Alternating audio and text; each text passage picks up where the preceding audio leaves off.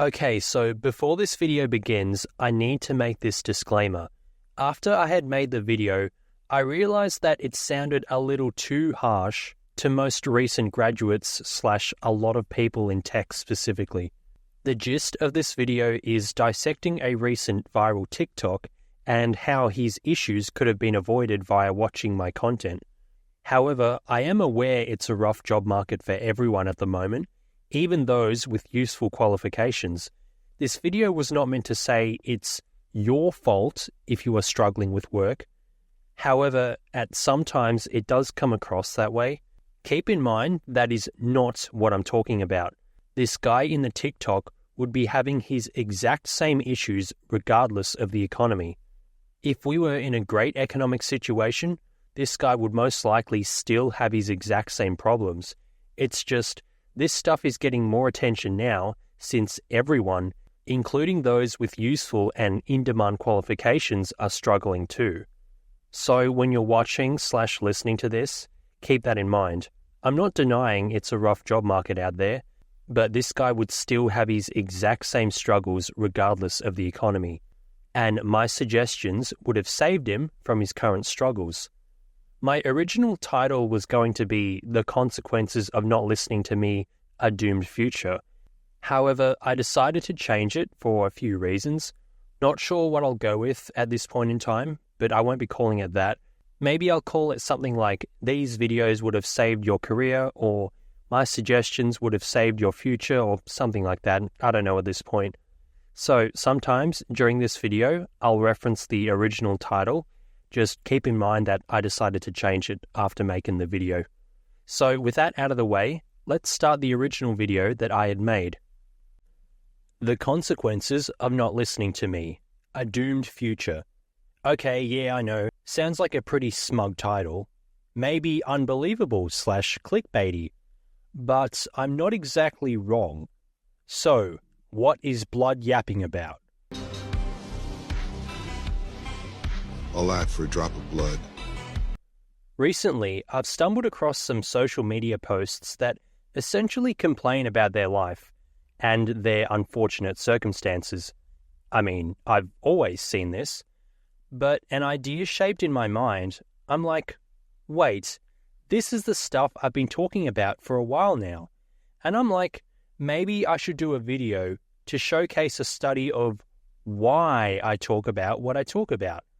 My regulars are aware of this, but for anyone who's new here, I talk about the decisions I make in the game of life, and the primary reason for all of them is in preparation for my future.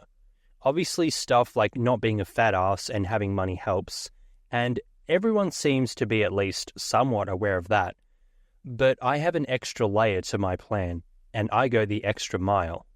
Now, yes, it obviously is intended to improve my life in the future, but it's also in preparation for doomsday. I'm anticipating bad times ahead, and I am hedging my bets. It's like betting on sports. Why don't you put your whole bank account on one game? Why not? If you think they'll win, then why not go all in? Because you could be wrong. You're hedging your bets. The same way stock traders will use strategies on options like a put-call spread to lower your downside risk. So I'm both hedging my bets against a rough future ahead and working hard so my future is better. I suppose they could be considered the same thing. Now, there are 8 key stats in the game of life. For anyone who's new here, I've talked about 7 of them in detail before, and the 8th has its own designated video, since the 8th stat is new. For the sake of this video, I'll primarily be referring to the career stat, but I will talk about the money and investor stat too. The reason I'm not going to mention all of them is because this video could easily be 3+ hours if I do, and the stuff I've seen lately only refers mainly to the career stat. So, let's just really quickly paint the picture here.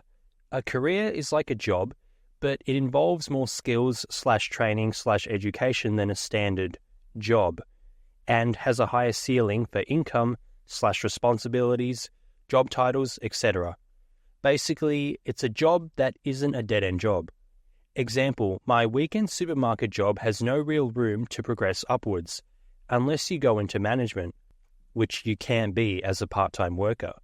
Meanwhile, my accounting job has quite a bit of room upwards to progress / improve / receive pay raises, etc. Now, let's talk about an example. I initially found this TikTok on YouTube. Some other career-related channel reacted to it, so I figured I'd do the same thing. So here is the TikTok in question. So if you live in the United States right now, you understand that we're going through a job market disaster, a fucking crisis. But I'm about to expose everyone. So starting with if you're a hiring manager or you're in hiring practices, fuck you. And secondly, I'm exposing companies and the games that they're playing from personal experience. So this will be one of my only videos today because so far I'm 1,600 job applications in. And once I post this video, I'm going to go apply for another few hundred. And this is what's going on. So first and foremost, these companies are saying that they're urgently hiring, but yet they're rejecting everyone. And then they're reposting the job that they're urgently hiring for like a month or two later. What's up with that? Genuinely, there's been theories and comments that I've had saying that it's because companies are getting paid to do this, that they're profiting from it. I don't understand how, but just a theory. But my question is why? And second, another thing I'm going to expose is what these companies are doing is they're sending you through, I can't even begin to tell you the amount of times where they'll have you for an initial interview. So I passed the first round, right? Passed the second round, passed the third round. I'm like 2 weeks in to a company, like in their interview process. I'm at like interview number 4. And then they just go, yeah, sorry, no. Or they don't even get back to me at all. I shit you not. There have been multiple companies where I'm going to like the 4th round of interviews and then they just never get back to me ever again. I'm like, what the hell, right? So out of the 1,600 jobs I've applied to, I've had one salary job offer that was around $41,000 a year to sell phones in Costco. I rejected that job offer. I turned that down. And I've been offered 3 1099 positions, which means I don't get paid hourly or salary. I just get paid on if I can make a sale. The other thousands of jobs that I've applied to, I've either been rejected or been played with through the interview process or just never heard back from. So it's fucking crazy. Another thing I'm going to expose is college education. They don't seem to care at all that I have a business degree applying for marketing or management, any of these roles. All they care about is your work experience. So if you're currently in college and you're seeing this as maybe a sign to drop out, do it. Do it. Not financial advice, but do it. I'm in my last semester of college, and if I would have known, going back what I know now, I probably wouldn't have gone through 4 years of college. Just being honest. And finally, for those of you saying, oh, you're not doing the right processes or steps, fuck you. Because me and thousands of other people are literally trying everything. From applying online, to calling companies, to going to job fairs, to I literally go from business to business. For minimum wage jobs. And I give up my resume and I talk to the manager and they go, oh yeah, well, either we're not hiring right now or they're like, oh yeah, you seem like a nice guy. Put in your application online. So I do that, get rejected. I'm not applying for over 6-figure jobs. I'm applying for minimum wage positions. Fuck! So a fair bit to unpack here. Now in the past, what I used to do was play parts of the video and then react. This time around, I played the whole video and I'll run through a list of things he said. There's a few reasons for this. 1, sound balancing. Whenever I show a clip from another video / channel, the volume is never the same as mine, so I have to do some sound balancing. However, I can never get it to the same volume as my video, and I prefer to have things sound more quiet as opposed to more loud. So instead of you guys having to adjust your volume each time I show someone else's video, I'll just play the video in its entirety in one section and then have my reaction in its own section.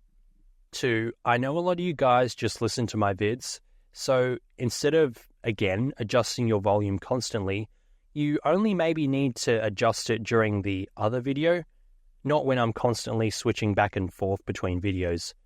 And 3, it takes more time to edit, and I need to be pumping out videos for the moment for a reason I'll explain after July 2024. But anyway, let's go through the list. I won't react to every single thing he said.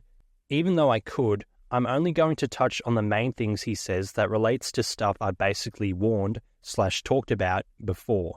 First, he says he applied to 1,600 plus jobs. Well, what are these jobs? Not all jobs are created equal.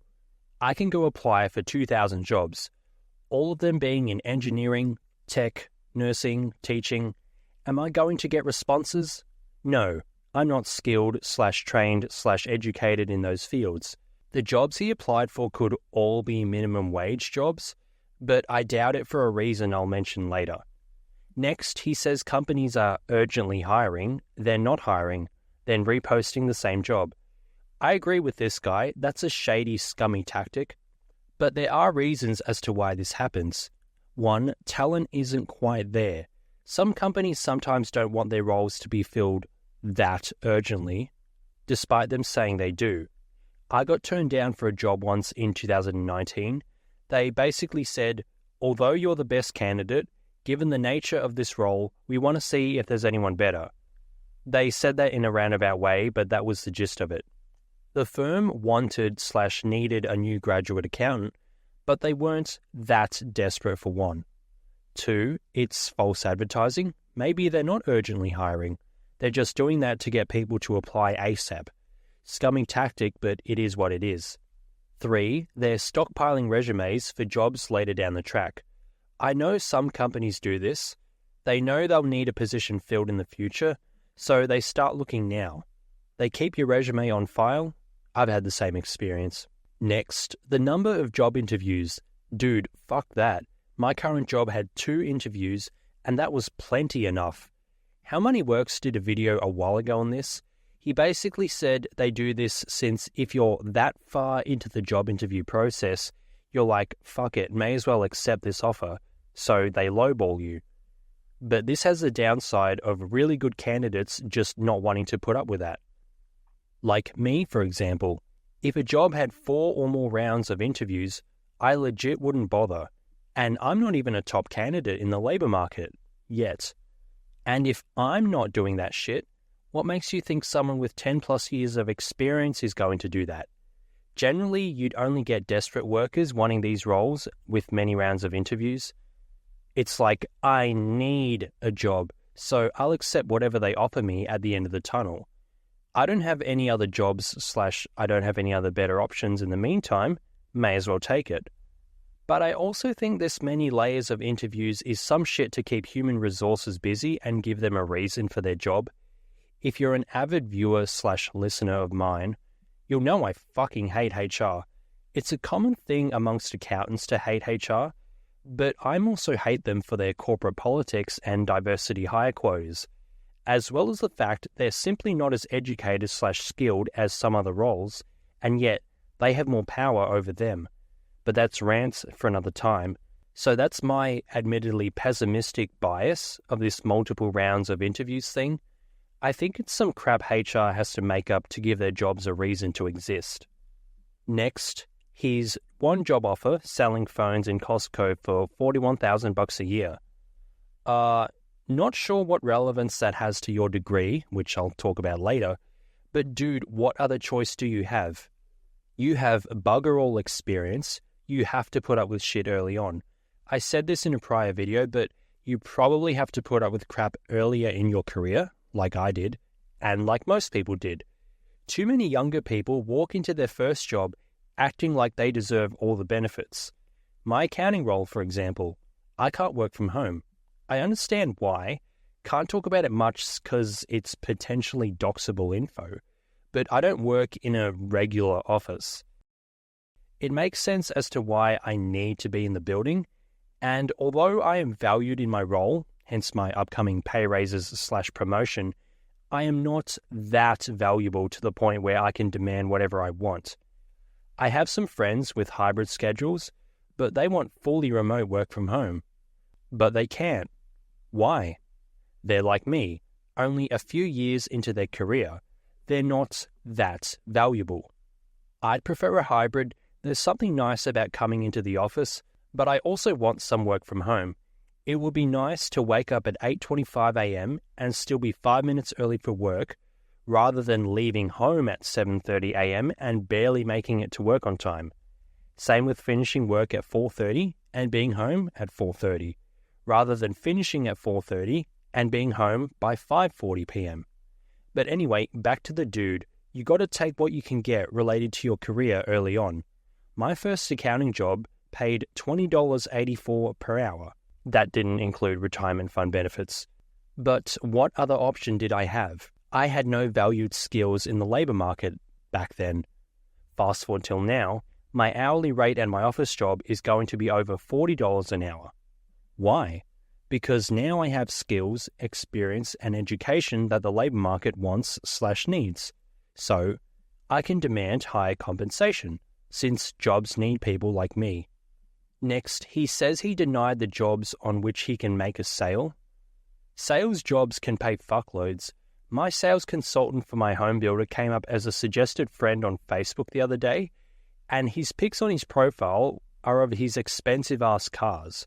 I knew he made good coin, but damn, didn't realize it was that much. But deservedly so. He's so good at his job. He saved me a fuckload of money from my home, and he's also gotten the business he works for a sale. And a sale for a home builder is some pretty good money. It's a win-win-win for all three parties involved. But he only gets paid when he makes a sale. He admitted this himself when we had one of our consults. I came into the office for a couple of hours, and it even extended into after hours.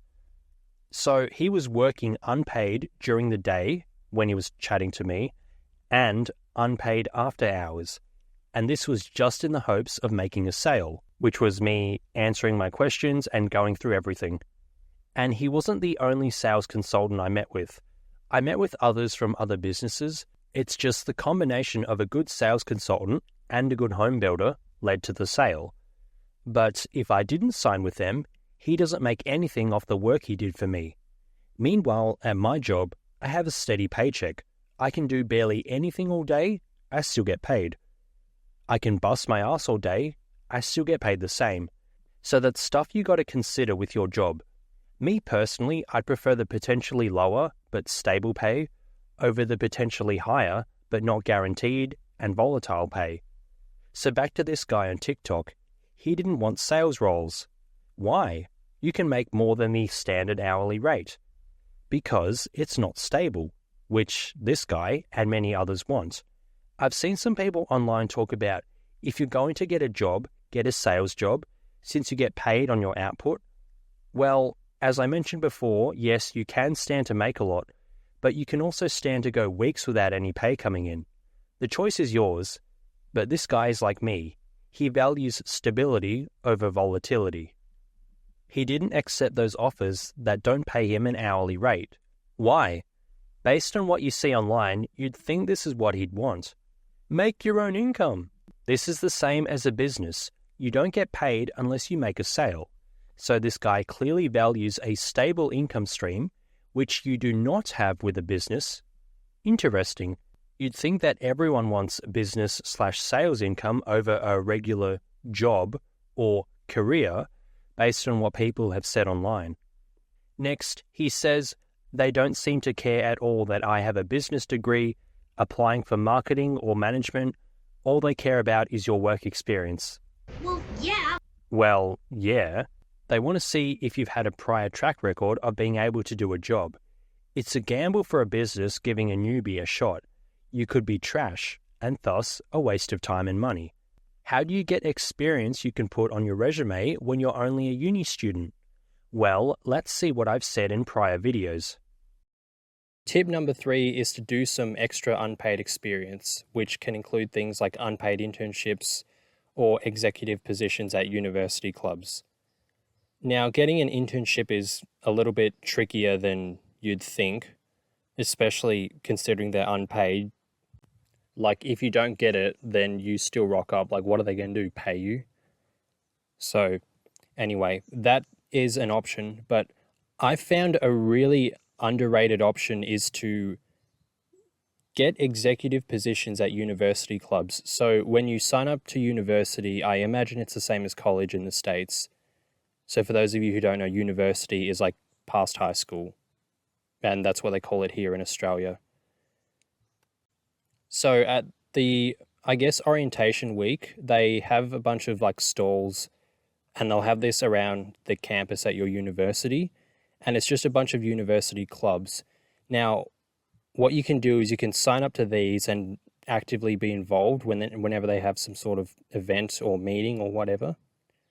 Now, each of these clubs will have their own roles. Like most of them will have like a treasurer who deals with the money, a secretary who does like a lot of the correspondence stuff, the vice president, the president who's like in charge of the whole thing, and then a bunch of other numerous roles.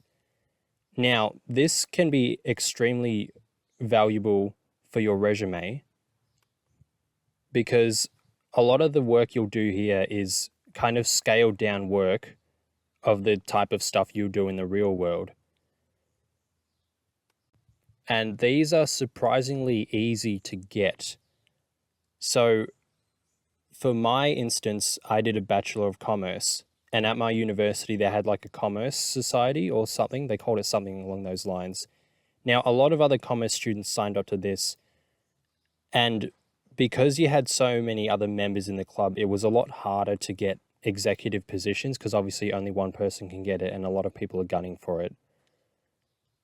But I'd sign up to those clubs anyway. Try and go for these smaller clubs with less competition. So the club I became a secretary for, like I wanted treasurer, but that was taken, so that's fine. Secretary is also good resume experience, as well as president, vice president, and all that. But the resume credit at the end of the day is still very similar, and employers will still definitely look at this on your resume. Now, admittedly, at most interviews I went to, they didn't actually ask many questions about this particular role I had, but keep in mind that I also had experience at an actual firm, and I had experience as an intern at their tax office.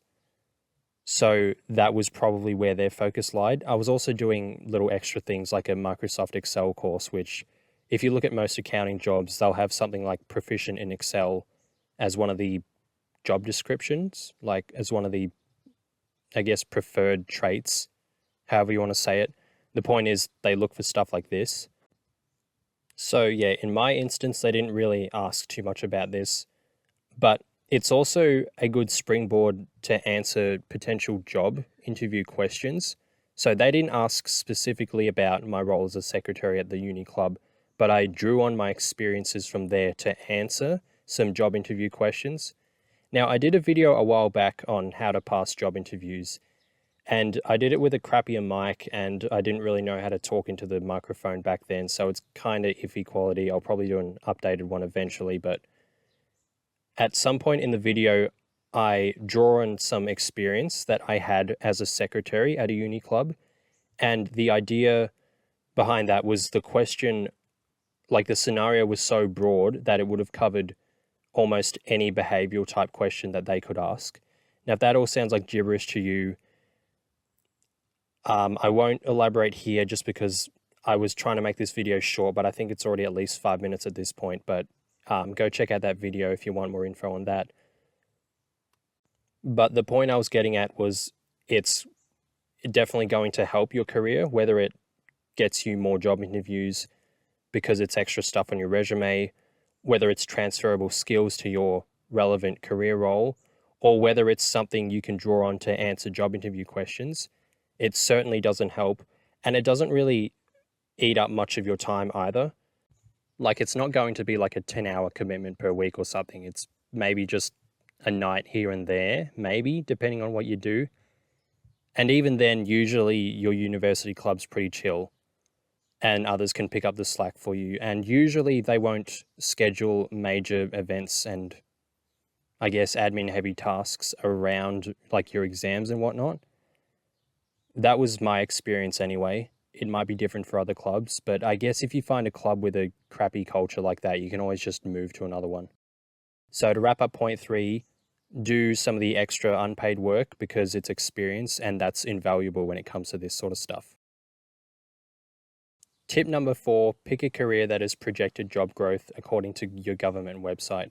So I'd mentioned this in previous videos before, But go onto government websites and type in something like job growth projection or job outlook and find all of the jobs that the government projects that are in demand, because the government will eventually fund these in one way or another, or at the very least they won't cut back on spending in those particular sectors.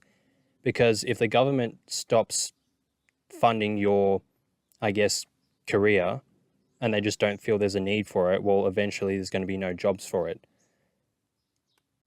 So some examples in Australia at least are accounting, nursing, engineering, IT, teaching, just to name a few. Like there is definitely others. I think aged care is another one. But the ultimate point is pick something that there's actually going to be job growth in. Admittedly, I had done a lot more during my university time than most others, but perhaps this can give you an example of the other ways you can beef up your resume, such as doing other relevant short courses or volunteering at a university club, then gaining an executive position at that said university club. Now, these are a lot easier to get than you think. If you join a smaller club, you're practically guaranteed this, and you can put it on your resume. You're not lying, and it may not be as good as a glamorous executive position for the larger university clubs, but it's still quite good. I mention it in this video.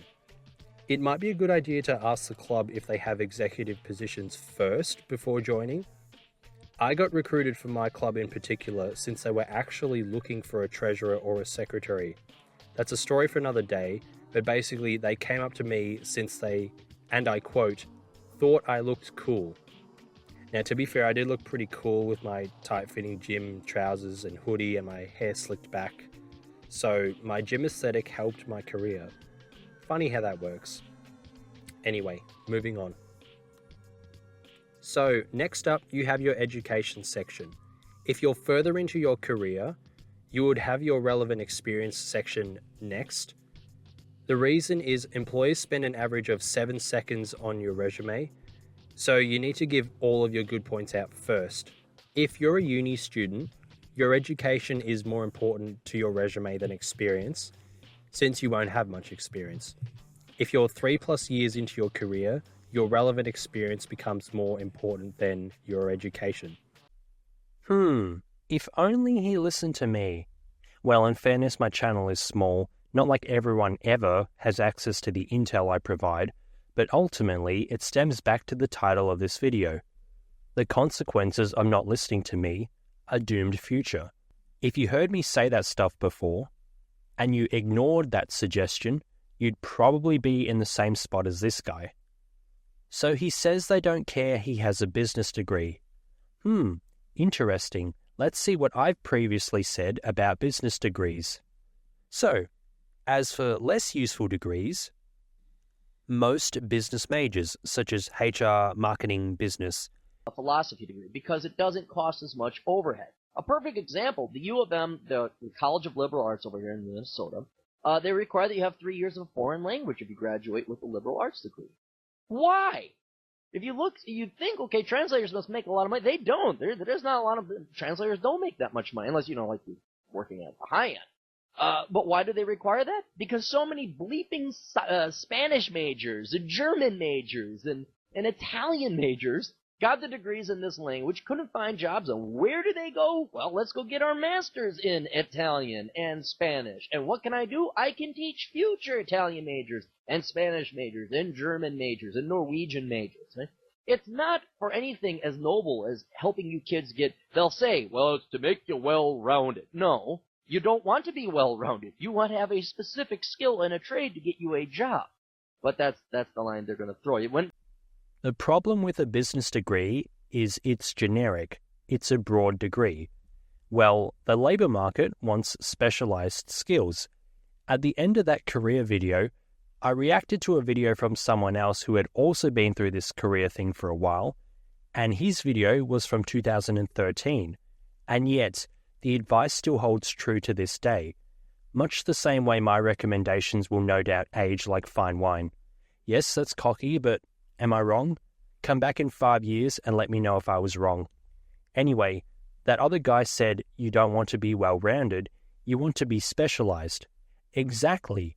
The business I work for has a marketing department and an accounts department, amongst others. So naturally, you'd hire a marketing major and an accounting/finance major. Why would you hire a business major? You want someone specific for marketing and someone specific for accounting.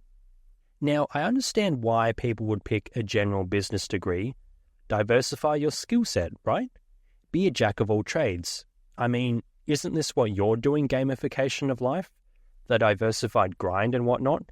The stats in the game of life and whatnot? Well, yeah, agreed, be diversified, but that doesn't quite work in the labor market. For the reasons I mentioned before, businesses will hire someone specifically skilled/trained in the role they need to be covered. If my toilet is leaking because I took an enormous shit, hot, hot, hot, hot, hot, hot, hot, hot, hot, hot, hot, hot, I'm not going to call a handyman, I'm going to call a plumber. Yes, the handyman is a jack of all trades, but for this specific task, I need someone with a specific skill set. If my power goes out, I'm not calling the handyman, I'm calling the electrician. If I need someone to manage my accounts, I'm hiring an accountant. I'm not hiring a business major. Same goes with the medical field. When you have some specific eye problems, maybe you go to the GP at first, but they'll refer you to an optometrist. If you have skin issues, you'll go to a dermatologist. They're all highly skilled professionals, but they have their own area of expertise. So, business majors, not ideal. He also said he applied to management jobs. Well, you have no experience. Why would you hire someone for management without any experience? I am in a way a finance manager. At least that's what I'll be in the future, no doubt. Why don't finance manager roles require a business major? Because for management roles, you probably need experience in management related to that particular field, aka in this case, management in finance, not a business degree. I also supervise/manage the department at my supermarket job some weekends. I will cover the managers when they're not there. Why? Why am I managing the department?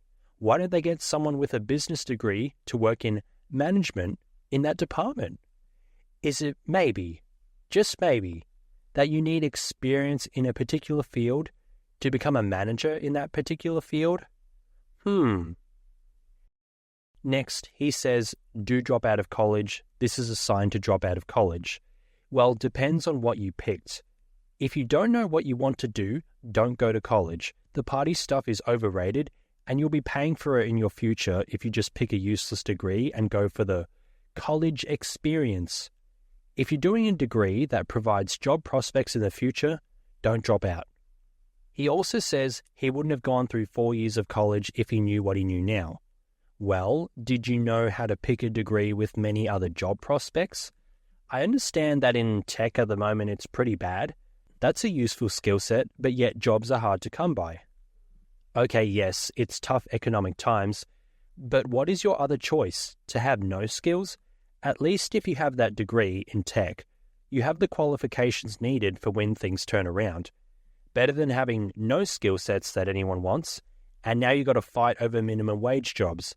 At least you have an exit option for when the Fed eventually lowers interest rates and everyone has more money again. Next, he says he does other stuff like going from business to business, job fairs, etc. for minimum wage jobs. Okay, then why did you turn down that offer from Costco? Costco is a pretty stable business in this economy. Why would you turn down a job from there? He also says they say to apply online. Yep, that's how the company processes works. Same goes with the supermarket job I have part-time on the weekends. I have people literally come up to me and ask me if they're hiring and what to do about it. And I always say, apply online. You can meet with the manager in store, but they can't just give you a job that way. You still need to go through the processes. And even then, it's most likely not them that will get you the job. It'll be like the systems and whatnot. I had a mate from the gym drop out of his electrical apprenticeship because he hated it. A good, stable career choice, but he didn't like it. Side tangent, I talk about a career in a good light, but sometimes you will just not like your job/career. I can't promise you'll be happy in your job/career, but what is your alternative? Work another shitty job, but for even less pay? Or start your own business, a business that's statistically likely to fail? Even if it doesn't, how much profit will you generate? When I talk about a career, I can't guarantee you'll be happy, but you will at least have a lot more money and stability than you otherwise would. And that money and stability will benefit your life much more as you go on. But back to the gym mate, he was asking how to apply for a gig at the supermarket I work at. And the way he came across was, it seemed like he thought it was just a super easy, straightforward process. Like, oh yeah, I'll just chat to the manager and get a job by tomorrow. No.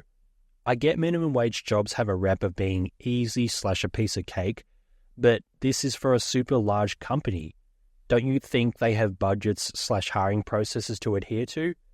Recently, my store blew over their labor budget, so no casuals had any extra work for a while. Why? It's a multi-billion-dollar company. Surely you can spare some extra work hours? Nope. They have processes to adhere to.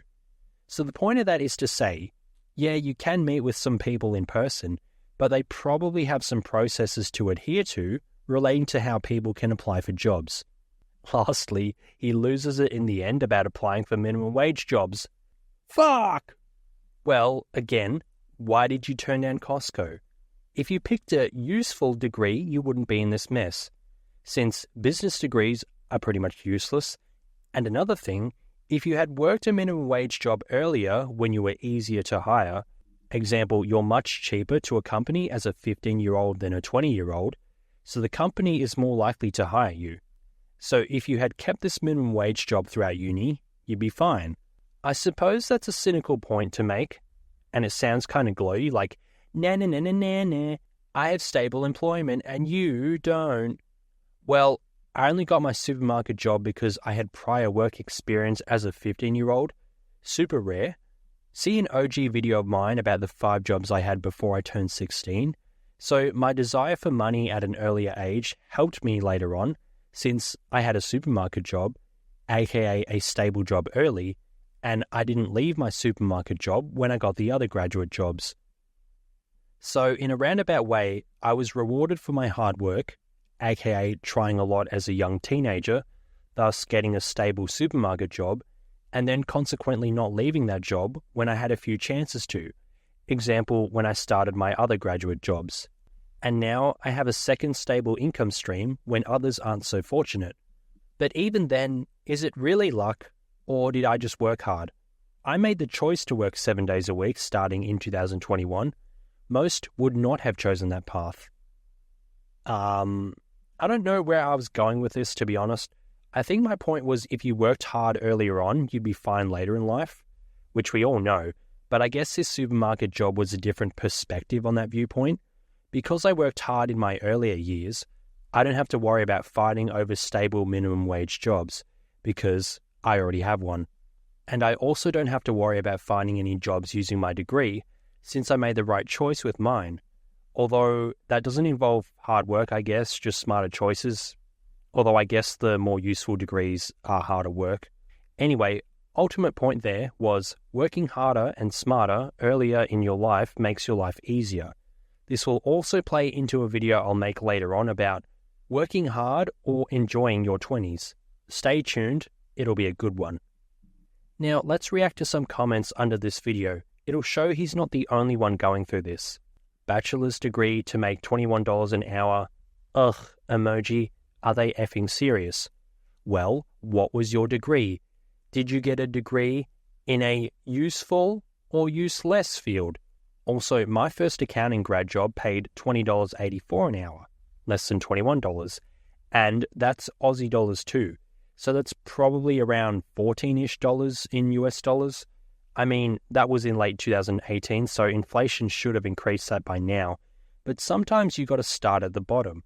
I know here in Australia at least, engineering, teaching and nursing grads make around $70,000 starting out, which is like 35-ish an hour.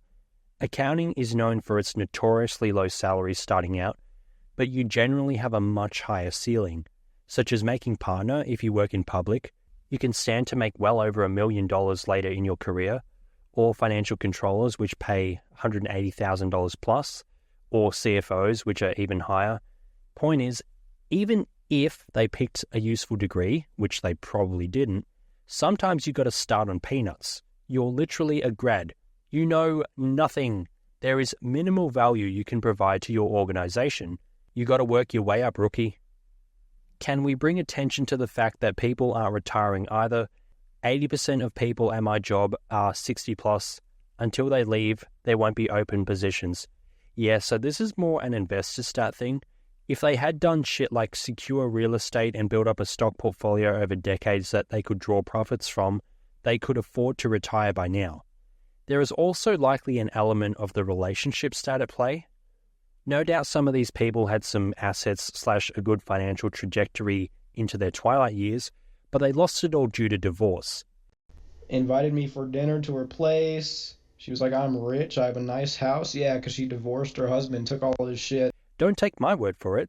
There's plenty of stories out there from dudes having to restart their finances in their late 30s / early 40s. Paying attention to two key stats in the game of life would have avoided this headache for the older guys. But even then, no open positions until someone retires. Yep, this is part of the reason I have never really advocated for working your way up in retail as a career. Yes, you don't have to pursue a degree / study hard at uni / work tough manual labor jobs like trades, so why didn't I just decide to work my way up at my supermarket job? Well, there's no positions above me unless someone steps down / retires / resigns. Yes, there's a lot of movement between department managers. Those roles pay $70,000 to $80,000 roughly, not including bonuses, which usually aren't more than 10 grand on a good year. But above that, assistant store managers are on, I don't know, $93,000. I swear I saw that somewhere, but my friend told me they're on even more. And store managers are on $120,000, I think. And people above them are obviously on even more money. And they have like company cars and stuff. So, good coin to be had without any study. Why didn't I pick this career path? Well, in order to get an assistant store manager job, or store manager job, that position needs to be vacant in the first place. Meaning, the prior person in that role needs to resign. If you got a job higher up in retail, then why would you leave that? I know a guy who used to be a department manager and he left to go back to uni because he didn't like the job, but that's rare, and he was on the younger side, so he had time on his side. Personally, I would have just studied part-time, but to each their own. But most higher-up managers in retail are on the older side, so you'd be waiting a long time for those positions to become vacant. Anyway, moving on. Seriously, dude, this needs a Department of Labor investigation. Honestly, what the actual heck is happening with the job market? Well, the government investigations never really result in much anyway. And again, what is your skill set? Yes, I understand it's rough economic times, and the job figures are botched, which I'll talk about a little later. But what skill set do you have? If it's none, you're competing with essentially everyone for minimum wage jobs. See my example earlier with my gym mate. He was in limbo between jobs, so his first choice was to ask the supermarket for a job. You also see it as a top choice with high school students who want money. It's also a top choice for mums who want extra money working part-time. The competition for these roles is high, and the barrier to entry is low, so you're out of luck. Earlier in 2024, here in Australia, accounting was listed as the #1 industry with the most skills shortages. Obviously, there were others. The primary reason was due to people not studying accounting. Fair enough. Pay is shit early on, and you're underpaid for the amount of study you have to do, aka the CPA. Like, I did a whole damn degree, and now you want more? Whatever. Those are the rules of the game, so I'll play accordingly. Anyway, being in accounting myself, I can see all the jobs available around me, and I also know trades are in high demand. Since I'm in the midst of building a house, I'm immersed in the building/real estate sector here in Australia, so that info also tells me that trades are in short supply. So if you chose a sector that had high demand for the future, you wouldn't have this issue finding work. How do I do this? by checking government websites that show the trajectory in demand for certain fields, which I talked about in the career video I made. This is basically the only statistics I trust from the government. If you've seen my life story videos before, you know that I only picked accounting due to its projected demand growth, which I saw from a government website. Damn. Once again, the consequences of not listening to me. A doomed future. Top comment here says he applied for 3,000 jobs in New York. Well, what jobs were they? Also, what was your application process? If it was a generic ass application, what do you expect? You need to know how to make a resume properly, as well as a cover letter. I'm yet to talk about making a cover letter, since some jobs don't actually require one, and I just know that video won't perform that well, and I need some videos on my channel that are more likely to perform better for the meantime. Again, I'll explain in July 2024, but I have talked about making a resume before. I'm not denying the labor market is tough at the moment, but you gotta dissect this stuff further. Do you really think he meticulously applied to 3,000 jobs, or do you think he just did a spray and pray? He was shooting his shot like Rhino 4 from Ratchet & Clank Tools of Destruction. I don't know if anyone's going to understand that reference, but basically in that game, there's a disgustingly overpowered weapon, and it has no aim. It just shoots in every single direction possible. That's probably what this guy did. He just shot his shot with no aim at all. No direction, just shoot. What kind of shot is that? Have you ever shot that shot? Do you work on that shot? Throw up a Hail Mary. Now, yeah, obviously no one has the time to properly apply for 3,000 jobs, but do you think you're the only one with a generic application? Do you understand how to word your resume to get past the automatic filters and seek out the specific skills/experiences on your resume? Probably not. Like the hiring managers or the company will have like an automated system that'll pick up on resumes with certain keywords that match the job description.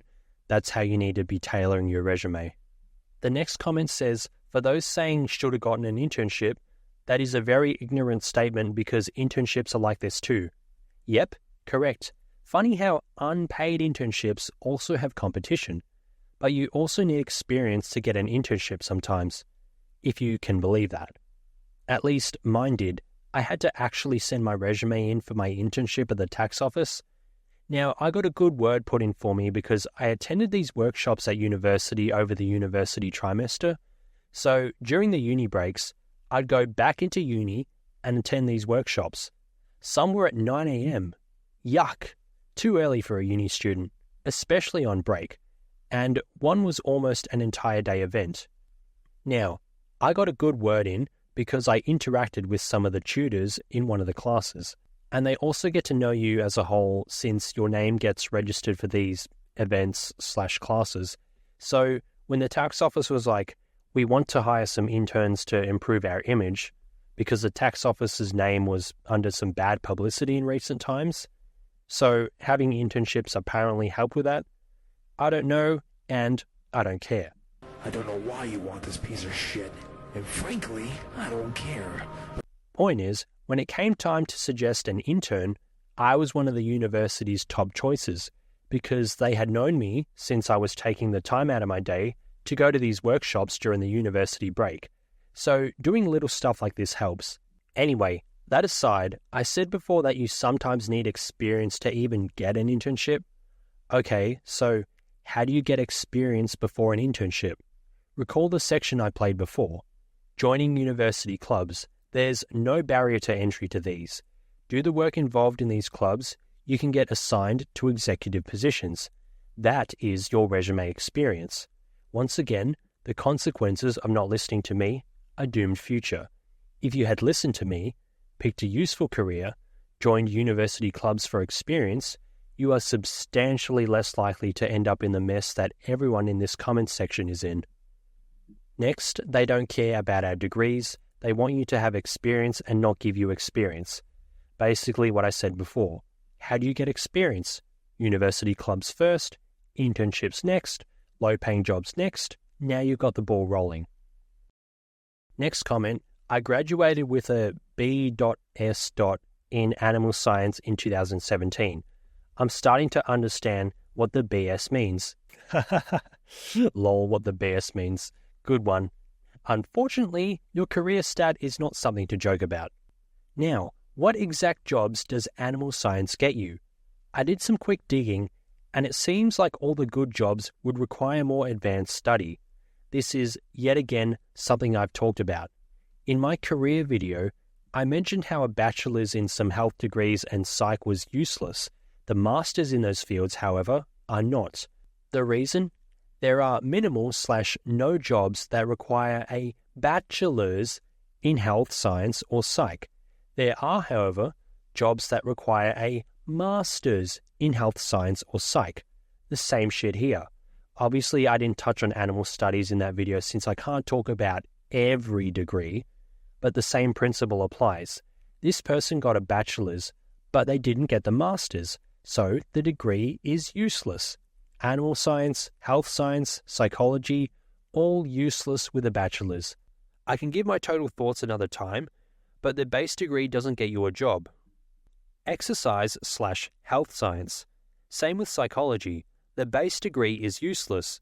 It can unlock the path to get into a master's, which is how you become a chiropractor, physiotherapist, and stuff like that. But the base degree is useless. It can help you get a job as a personal trainer, but you can just get a Cert 4 in fitness. Way quicker, way cheaper in fact. I have a Cert 4 in fitness too. I did this alongside my degree in accounting, and yet it was just as useful as a bachelor's degree in sports science. One may argue the degree isn't useless if it allows you to get into a master's. Yes, but that's not what I'm talking about. I'm talking about the base degree being useless for job prospects.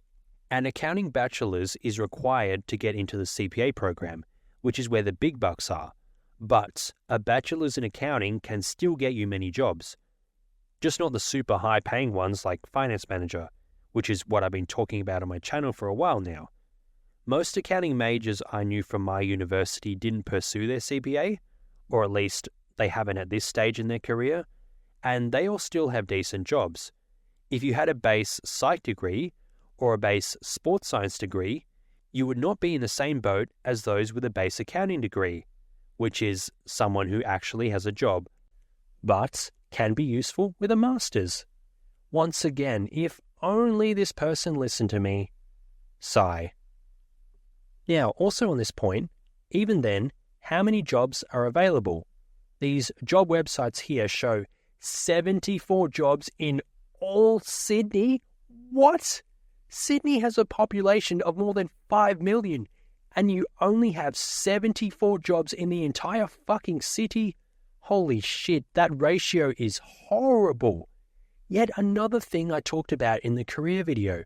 I said, it doesn't matter if you can earn $200,000 in a specific job. If that job doesn't exist in the future, or you can't even get it in the first place, then it doesn't matter. Doesn't matter how much you enjoy a certain job, the government can cut you off. It doesn't matter if you could earn $200,000 a year at a certain job. If the government doesn't care about that industry, or provides no support to that role, or wants that job gone in the next 3 years, the government can eliminate that job before you're even qualified to work in it. I also used an example of the Reserve Bank here in Australia in my Pokemon is like real life video. The governor of the central bank here in Australia earns like $1 million a year. Epic salary, but there's only one job of that in the entire country. So what's a smarter/safer move? Getting the skill set required to make $100,000 a year with 400,000 jobs in the country, or getting the skills required to make $1 million a year with only one job in the country? I'd pick the option with the more likely odds. Don't gamble with your career. Don't gamble with your financial stability. So, once again, listening to me avoids headaches like this. Next comment, maybe it's a skill issue. lmao, probably. Maybe he doesn't know how to apply to a job properly, which involves tailoring his resume. He also picked a useless degree, which was a generic business degree. He also doesn't have experience, so you wouldn't have a skill issue if you listened to me. 4 rounds of interviews for one job is crazy. Yep, agreed. I would never. Even 1 is too many. But 2 is understandable. I'd hesitate to do a job with 3 rounds. They'd have to have a hybrid work schedule, chill environment, and pay really well, but 4? Hell no. Next comment, if you have the education, you don't have the experience. If you have the experience, you don't have the right education.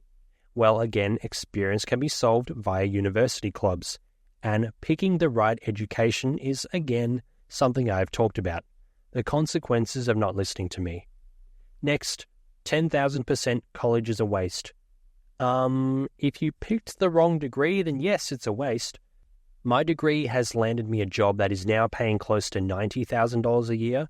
The stability and income from that, coupled with my secondary job, is allowing me to purchase a home. This home will be able to pay for itself thanks to a combination of investing early, picking a good location/land size, house size, having a deposit large enough, shopping around for better mortgage rates, amongst other factors. So I will, in a roundabout way, be paid to live in my own home. These guys in the comments are complaining about the labor market. Just wait until you see the real estate market.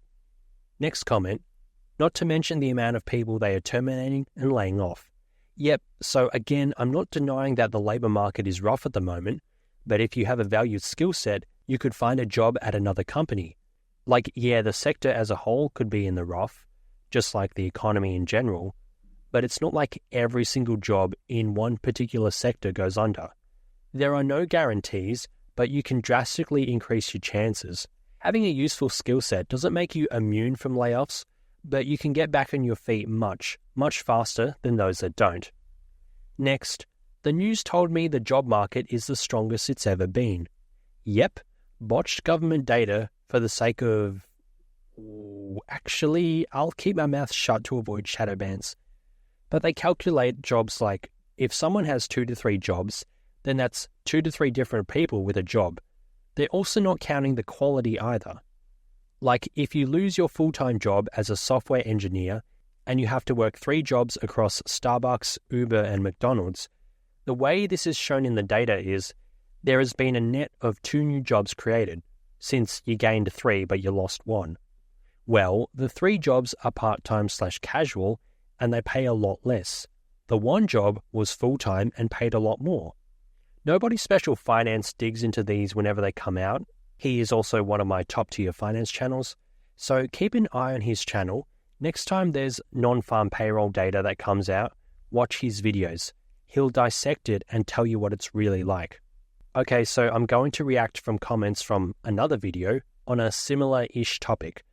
The video was from some dude ranting about how he's never going to work a 9 to 5 again. Okay, nice. Respect the hustle, but what do you have to show for it? How are you going to make an income? And why did your 9 to 5 suck? I went on a tangent about this in my Does Hard Work Pay Off video, but if you have a valued skill set, you can move to places that aren't shitty work environments. Anyway, the comments here relate to the ones I reacted to earlier, hence why I'm going to react to them here too. So this one says, I have also arrived at that conclusion, the conclusion being not working a 9 to 5. I just can't stand the idea of being trapped at a job, being forced to do things I hate. I need to figure something out. As you can see, I dislike this comment. Unfortunately, reality would like a word with you. What are your other options? You don't even have a game plan to escape. You can make other income via, I don't know, stock trading or starting a business/brand, but you didn't even list that. Even so, that income is not guaranteed. You haven't even made a start on that yet, and you're already throwing in the towel with this career stat thing? And the way he comes across is like, I'm not valued. I have to do stuff I hate. I'm trapped. Well, if you have a valuable skill set, you can, I don't know, move jobs, get a new one. You either have to learn to like what you do or suck it up. Since there's only 168 hours in a week, a standard career job is usually only 40 hours of that. If you work some trades/blue-collar roles, you get paid overtime. So at least you're being extra compensated for any extra work hours above the roughly 40 you do in a normal full-time week. If you work white-collar jobs with overtime, you're at least stacking that fat resume credit for an easier higher-paying job in 3+ years. Or You're already getting paid bank, such as big lawyers in the United States. So, just stack fat cash for a few years, then move to a more chill environment if that's you. There are exit options if you have a valued skill set. So maybe I'm a little too harsh on this guy. I'm attacking the fact that he more than likely doesn't have a valued skill set, and the fact that he says he needs to figure something out, like he doesn't even have his own plan yet. But at the very least, if you were working, you'd have money. I'd argue having money is better than having no money.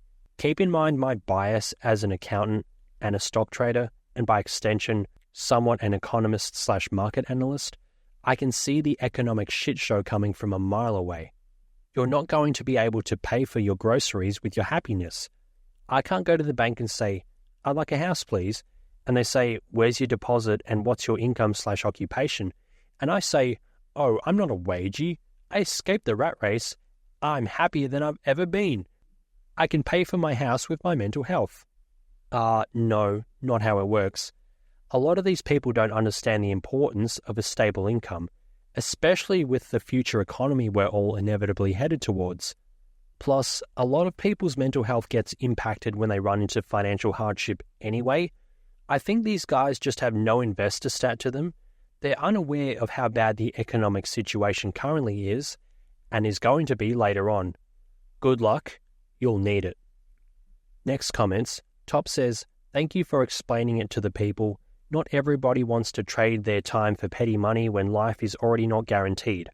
Well, yeah, life isn't guaranteed, but are you going to live every day like it was your last? And if you do, and you do live a normal lifespan, how is your situation going to be in 10 years? You'll have no money, you can barely afford groceries, you can barely afford rent, you most certainly can't even get a mortgage in the first place if you're going to disregard the importance of money like this. He legit calls it petty money. Tell me how that works out for you when you're homeless. You don't need petty money, bro. You can just live in your headspace. No need to pay for food with money, just use your time and happiness as nourishment. Bottom comment, our time is more valuable than we've been led to believe. Time is not money, actions are money, but time is our life. What? Actions are money? Okay, bro, pay your mortgage by doing a dance, since actions are money. I agree time is the most valuable asset. It's scarce. We all have only 168 of them in a week. But working doesn't take up that much time. Like, yeah, I work 7 days a week, and I have a 1-hour commute to the office up and back. That'll get slashed to 20 minutes each way when my home is built, or once I'm valuable enough in the labour market where I can get a remote job, whereby I have no time spent commuting, and I have an entire late afternoon/early night to myself every day. Even now, with the 2-hour commute each day and the full day at work, I still have nights to myself, except Sundays, because I start/finish later. And yeah, a lot of that spare time is gobbled up by gym, but the point is I'm not working around the clock. I do have some spare time I can do with what I want each day, and I work 7 days a week. Like, don't get me wrong, I'm not advocating for everyone to work every second they have, but these guys are acting like that you don't have to work at all. Even if you started a business or whatever, let's just pretend it'll pay off and it'll make more than a standard career, even though it statistically won't. Do you think you only need to work like 1 hour a week to build that business up? Of course not. What these guys are saying about anti-work in these comments sounds nice on face value, but if you spend a moment to dissect it, it doesn't make any amount of sense when you compare it to reality.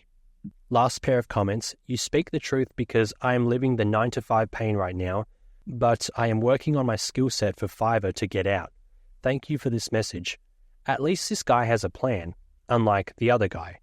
I wonder how likely that skill set is to make enough income from Fiverr though. What's shown on screen is from a while ago, so you'd assume people would make more than that these days, given how much more people use the internet after 2020, but that also means more competition. So this goes back to the whole career versus business thing. How likely are you to even make an okay income from Fiverr?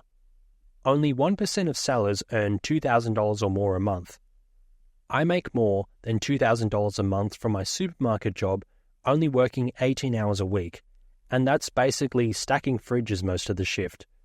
I do a bit more since I'm more senior, but even someone who's new on the job on adult wage would earn what I earn. And again, it's mostly stacking fridges. Easy shit. No doubt the Fiverr workers are working well over 18 hours a week perfecting their craft, and their income also isn't guaranteed. Again, the risks of having your own business. A great idea on the side, but just be wary, you are playing a nuzlocke when you are choosing a business over a career.